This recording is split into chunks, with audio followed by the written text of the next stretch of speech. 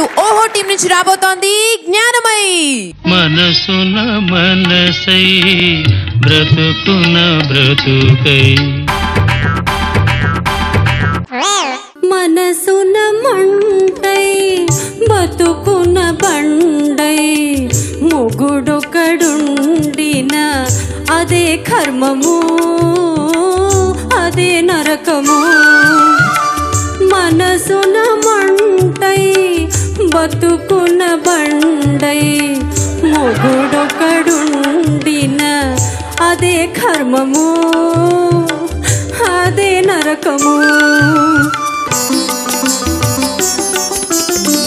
కట్నము చాలని ఆవేశములో రంకెలు వేసే ఆక్రోశముతో జుట్టును పట్టి బయటకు ఈడ్చే మొగుడొకడుండిన అదే కర్మము అదే నరకము.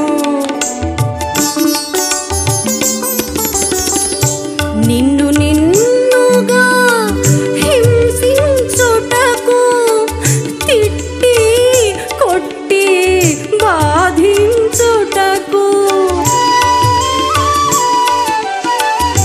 నిన్ను నిన్నుగా హింసించుటకు తిట్టి కొట్టి బాధించుటకు నేనున్నానని మొండిగా నిలిచే మొగుడొకడుండిన అదే కర్మము అదే నరకము. వంటల రుచికి వంకలు పెట్టి కంచం విసిరి కేకలు వేసి బెల్టుతో బాగా నిన్ను బాదుటకై మొగుడొకడుండిన అదే కర్మము అదే నరకము. మనసున మంటై బతుకున బండై మొగుడొకడుండిన అదే కర్మము సారు అదే నరకము. చాలా బాగా పాడారు హనుమంతరావు గారు. అమ్మా, ఇంత ఇన్వాల్వ్ అయి పాడావంటే మీ భర్తతో ఎన్ని బాధలు పడుతున్నావు ఇప్పుడు నాకు అర్థమైంది. లేదు సార్, అస్సలు పడట్లేదు, అందుకని బాగా పాడగలిగాను. అంటే అంత ఫీల్ అయ్యి పాడావు, అంత ఏడుపు వచ్చింది. ఆయనే నేర్పించారు. ఏడుపు కూడా ఆయనే నేర్పించాడా? ఇలాగే పాడాలి, ఇలా పాడితేనే correct. Very good, very good. నీ దగ్గర పాడే గుణంతో పాటు ఎక్స్ప్రెషన్ ఇవ్వటం ప్లస్ స్పాంటేనిటీ, మధ్య మధ్యలో సారు అంటూ పిలవటం, అలాగే భర్త పక్కనే ఉన్నాడు అనుకొని ఆయన్ని అనడం. మొగుడొకడుండిన అదే కర్మము. బాగా నటించారు. Thank you sir. జనవైతులు గారు. ఈ పాటలో హాస్యరసం లేదు, ప్యారడీ లక్షణం 10% ఉంటుంది అంతే. ఇది నిజంగా శోకరసం ఉంది దీంట్లో. ఈ శోకరసం పాడుతున్నప్పుడు హాస్యం పుట్టదు ఎవరికి, మనిషికి జాలి కలుగుతుంది, కరుణ కలుగుతుంది మనకి.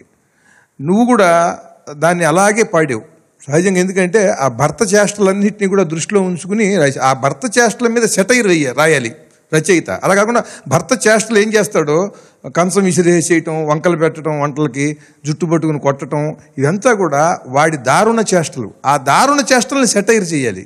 ఎందుకనంటే మీకు ఇక్కడ ఒక మాట చెప్తా.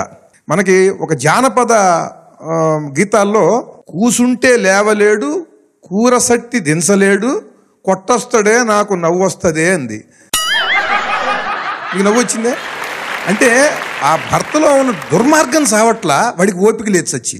వాడు కూర్చునేవాడిని EMI లేవదీయాలి, వాడికి కూర వండి పెట్టాలి. అట్లాంటి వెధవ కూడా వంకలు పెట్టి ఈ కూర బాగలేదు అది బాగలేదు అప్పుడు కొట్టొస్తాట, ఉప్పు సరుకు వేసావు అని కొట్టడానికి చేయెత్తుతాడు. అప్పుడు ఏమవుతుంది, EMIకి నవ్వు వస్తుంది. ఈ విషయం చెబితే మనకు కూడా నవ్వు కలుగుతుంది. కనుక ఇది ప్యారడీ కాదనమాట. ఆ మనసున్న మనసయ్యి అనే పాటే అది శోకరసంతో కూడుకున్నది, ఒక విషాదం. ఆ విషాదంలో ఒక అమ్మాయి యొక్క బాధలన్నీ కూడా విషాదంగా దీంట్లో రాశారు. Thank you so much sir. మరి అమ్మా హాయిగా వెళ్ళి కూర్చో నువ్వు.